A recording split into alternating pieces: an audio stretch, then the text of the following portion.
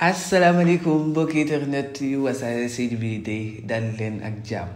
et bienvenue dans votre rubrique K sur le plat comme d'habitude gars yëpp la ñuy jël dafa leen ko sur le plat ngeen tànn si bu leen neex lu dul jàmm ko gën temps yi nag Sénégal mode buñ jël wala tendance buñ jël tendance bu baax la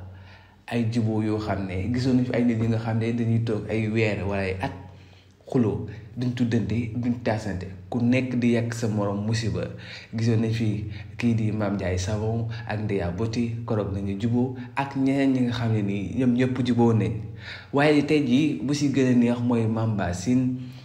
jël jiboole kii di Soumboulou Bathily ak Adji Mass ñi nga xam ne nii ñoom ñaar kenn du werante ñoom ñaar seen xarit kenn du werante ñoom ñaar seen diggante kenn du werante ñoom ñaar seen bëggante gannaaw ba kii di yaay Soumboulou génnee àdduna encore une fois ñu koy jaalaat bu baax a baax di ko ñaanal yàlla xaare ko àjjana ak mbooloo mu jullit si barke Seydina Muhammad sallallahu alayhi wa sallam si loolu nag la dem di ko jaale ànd ak kii di Mame Bassine ñu dem këyam Soumboulou toog si biir néegu Soumboulou maanaam di ko jaale waaye tamit di ñaanal yaayam joojale foofu nag la kii Mame Bassine yëkkati ay kàddu yi nga xam ne kàddu yu rafet la di xamle kii di Soumboulou ak Adji Mass ay doomu ndey lañ ay xarit lañ ay àndandoo yu baax lañ ci ñoom ñaar ñëpp dañoo bëggante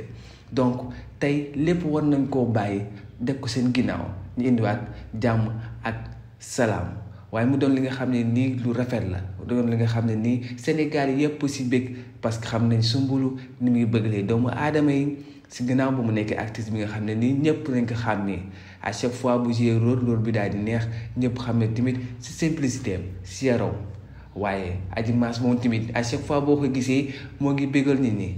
di reetaan loo nit ñi ça veut dire que ñoom ñaar ñëpp ay nitu jàmm lañ xanaa rek maanaam togg bi nga xam ne nii jël na avant ndaare peut-être moom la Sénégal yi rek di ko jafe à chaque fois waaye blague en part ñoom ñaar ñëpp ay xarit lañ ay doomu ndey lañ donc jiboo bi mu nekk jiboo bi nga xam ne nii Sénégal yëpp bég nañ si bu baax a baax kontaan nañ si bu baax a baax nit ñaan képp nga xam ne xuloo naa sa morom rek nga daal di jubóowaat parce que Sénégal mu toll nii ay jubóom ñoo am gis ngeen fii Mbathio ak xaritam boobu rek ñoom tamit jubóo nañ mu nekk tendance bi nga xam ne daal tendance bu baax la kan dañuy xaar